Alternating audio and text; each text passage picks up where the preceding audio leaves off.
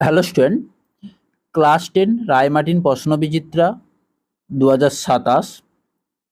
তোমরা যারা মাধ্যমিক দেবে তোমাদের ভলিউম 2 এর ইউনিট 5 এর 5.2 পরিবেশ দূষণের যে সমস্ত এমসিকিউ এসিকিউ কোশ্চেনগুলো রয়েছে ওগুলোর সমাধান সম্পূর্ণ আজকের এই ভিডিওর মাধ্যমে আলোচনা করব।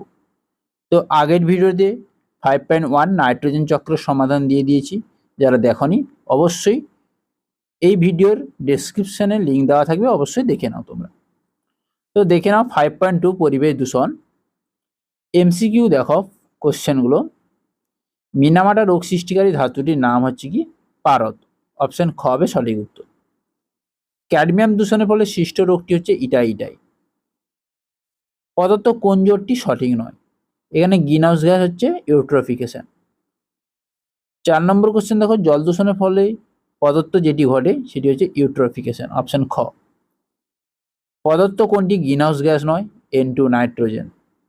অ্যালগাল ব্লুম সৃষ্টি হয় যে পরিস্থিতিতে সেটি হলো ইউট্রোফিকেশনের ফলে।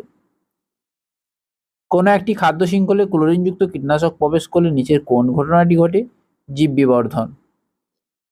অনুরূপ কোশ্চেন রয়েছে, কোনটি পরিবেশে দীর্ঘ সময় থাকলে তার জীব বিবর্ধন ঘটার সম্ভাবনা বৃদ্ধি পায়? তা হলো ক্লোরিনযুক্ত কীটনাশক। অথবা রয়েছে, খাদ্য শৃঙ্খলের নিচ থেকে ক্রমশ উচ্চতর পুষ্টি স্তরে কোনো দূষকের ক্রমবর্ধমান সঞ্চয়ের ঘটনাকে আমরা কি বলবো? জীব বিবর্ধন। 8 নম্বর কোশ্চেন দেখো, পানীয় জলে আর্সেনিকের দূষণের ফলে যে রোগ হয় ব্ল্যাকফুট ডিজিজ।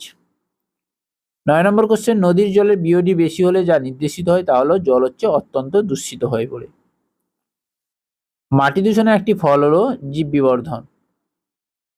যানবাহনের ধোঁয়া থেকে নির্গত হয় কোন দূষক? সীসা। স্মৃতিভ্রংশ, বিরক্তি, অনিদ্রা, পড়াশোনার অমনোযোগিতা এই লক্ষণগুলো কোন প্রকার দূষণের প্রভাব? শব্দ দূষণ।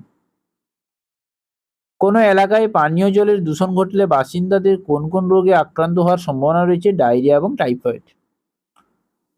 পানীয় জলে আর্সেনিকের সহনশীল মাত্রা হচ্ছে 0.05 mg/লিটার। কোন জলটি জৈব অভঙ্গুর? Polythene, DDT. 16 নম্বর কোশ্চেন, মানুষের শব্দ সহন মাত্রা হলো 120 ডেসিবেল। পানীয় জলে নাইট্রোজেনের পরিমাণ অতিরিক্ত থাকার ফলে যে রোগ হয় সেটি হচ্ছে ব্লু বেবি সিনড্রোম। ওজোন ছিদ্র সৃষ্টিকারী দূষক পদার্থটি হলো সিএফসি। মাস্কিং কথাটি কোন দূষণের সঙ্গে সম্পর্কিত? শব্দ দূষণের ফলে। এবার দেখো অতি সংক্ষিপ্ত উত্তরধর্মী প্রশ্ন, শূন্যস্থান পূরণ।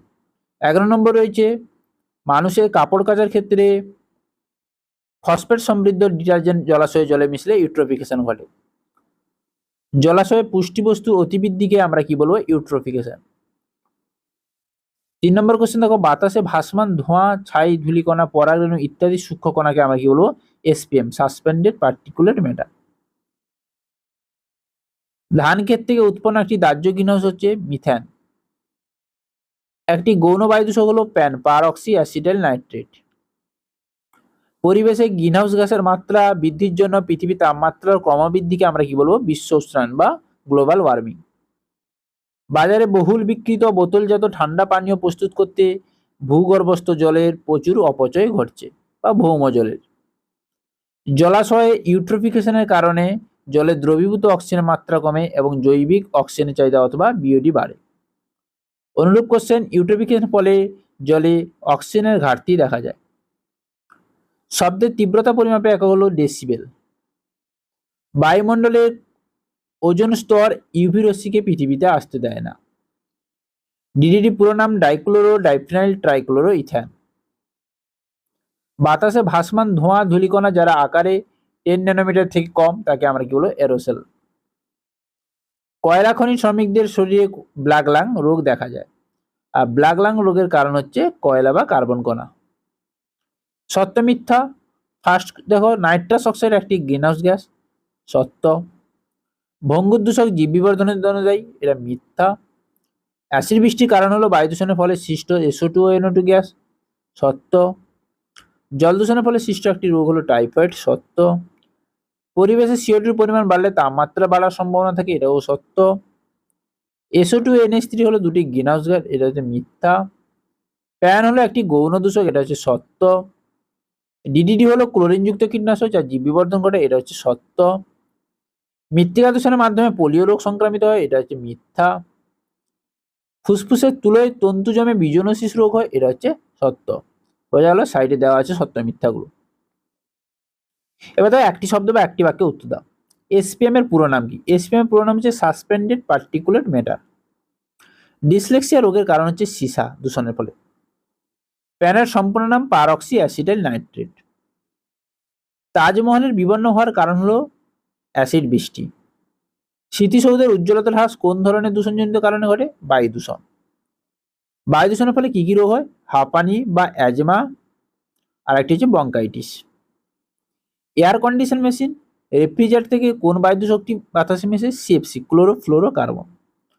প্রধান গ্রিনহাউস গ্যাস হচ্ছে CO2, কার্বন ডাইঅক্সাইড। সিএফসির পুরো নাম হচ্ছে ক্লোরোফ্লোরোকার্বন। অ্যানথ্রাকোসিস বা ব্ল্যাক লাং রোগ কাকে বলে? যারা কয়লা খনির শ্রমিকদের যে রোগগুলো হয়ে থাকে আমরা কি বলবো? অ্যানথ্রাকোসিস বা ব্ল্যাক লাং। অ্যাসিড বৃষ্টির জন্য দায়ী অ্যাসিডগুলো হলো সালফিউরিক অ্যাসিড, নাইট্রিক অ্যাসিড, আরও কিছু রয়েছে।